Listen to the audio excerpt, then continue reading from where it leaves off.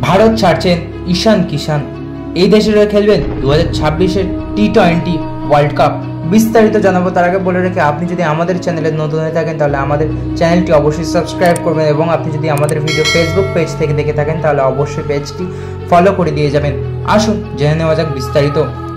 ঈশান কিষান বনাম বিসিসিআই দ্বৈরথ চলছেই। গত ডিসেম্বরে দক্ষিণ আফ্রিকা সিরিজ চলাকালীন মানসিক স্বাস্থ্যের অবনতির কারণে বোর্ডের কাছে অব্যাহতি চেয়েছিলেন তিনি। তা মঞ্জুরও করেছিল বিসিসিআই, কিন্তু এরপর থেকেই ঈশানের কর্মকাণ্ডে উঠতে থাকে প্রশ্নচিহ্ন। বোর্ডের অনুমতি ছাড়া দুবাইতে বর্ষবরণের পার্টিতে অংশ নেওয়া, অমিতাভ বচ্চনের সাথে একটি টিভি শোতে অংশ নেওয়ার মতো অভিযোগ ওঠে তার বিরুদ্ধে। এছাড়া ঘরোয়া ক্রিকেট খেলার নির্দেশও উপেক্ষা করেন তিনি, বরং মন ভেঙে দেন আইপিএলের প্রস্তুতিতে। ধৈর্যের বাঁধ ভাঙে কর্মকর্তাদেরও। দল থেকে আগেই বাদ পড়েছিলেন ঈশান কিষান, তাকে ছেড়ে ফেলা হয় কেন্দ্রীয় চুক্তি থেকেও। এরপর থেকে ক্রিকেটের মূল স্রোতে তাকে আর দেখা যায়নি।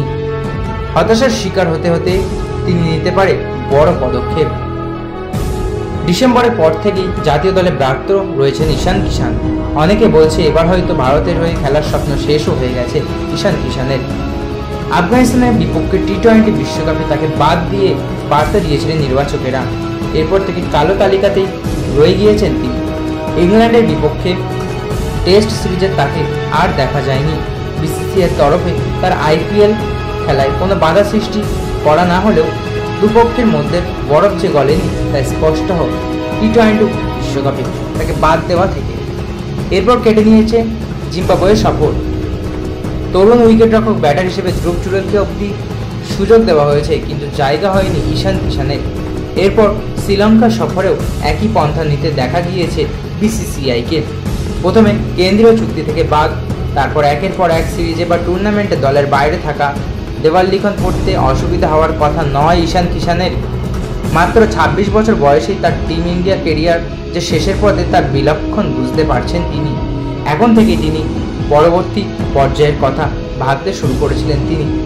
ঈশানের সামনে এখন খোলা রয়েছে দুটি রাস্তা: ভারতে থেকে কেবলমাত্র ঘরোয়া ক্রিকেটে ফোকাস করা, জাতীয় দলে প্রত্যাবর্তনের প্রয়াস জারি রাখা, ঋষভ পন্থ, ধ্রুব জুরেলকে এল রাহুলদের মতো এক ঝাঁক উইকেট রক্ষক ব্যাটারের ভিড়ে যে এক প্রকার অসাধ্য সাধনের সামিল, অথবা তিনি ভারত ছেড়ে অন্য কোনো দেশের হয়ে খেলতে পারেন আন্তর্জাতিক ক্রিকেটে। শোনা যাচ্ছে তিনি নাকি নেপালের হয়ে খেলতে পারেন। Tim David, Corey Anderson, Dirk Nannes, Roelof van der Merwe, Eoin মর্গানের দলে নাম লেখাতে পারেন ঈশান কিষান।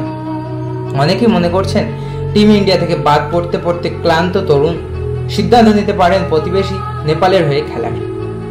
এই মুহূর্তে উপমহাদেশীয় ক্রিকেটে উঠতি শক্তি হিসেবে পরিচিত নেপাল। গত বছরের এশিয়া কাপে নজর কাড়ে তারা, জায়গা করে নিয়েছিল টি20 বিশ্বকাপের মূল পর্বেও। দক্ষিণ আফ্রিকার মতো হেভিওয়েট প্রতিপক্ষকে হারানোর দোরগোড়াতেও পৌঁছে গিয়েছিল তারা। ঈশানের মতো আইপিএল ও অন্যান্য বড় টুর্নামেন্ট খেলার অভিজ্ঞতা সম্পন্ন কোনো ক্রিকেটার যোগ দিলে নিঃসন্দেহে শক্তিশালী হবে নেপালের স্কোয়াড। 2026-এ ভারত ও শ্রীলঙ্কায় রয়েছে টি20 বিশ্বকাপ। চেনা পরিবেশে ভিন্ন জার্সি গায়ে মাঠে নামতে পারেন ঈশান। তো বন্ধুরা, এই ছিল আজকের ভিডিও। আশা করি ভালো লেগেছে, এবং ঈশান সম্পর্কে আপনার কি মতামত সেটি কমেন্ট বক্সে অবশ্যই জানিয়ে যাবেন, এবং আমাদের চ্যানেলে আপনি নতুন হয়ে থাকলে অবশ্যই চ্যানেল সাবস্ক্রাইব করে দিয়ে যাবেন। ধন্যবাদ।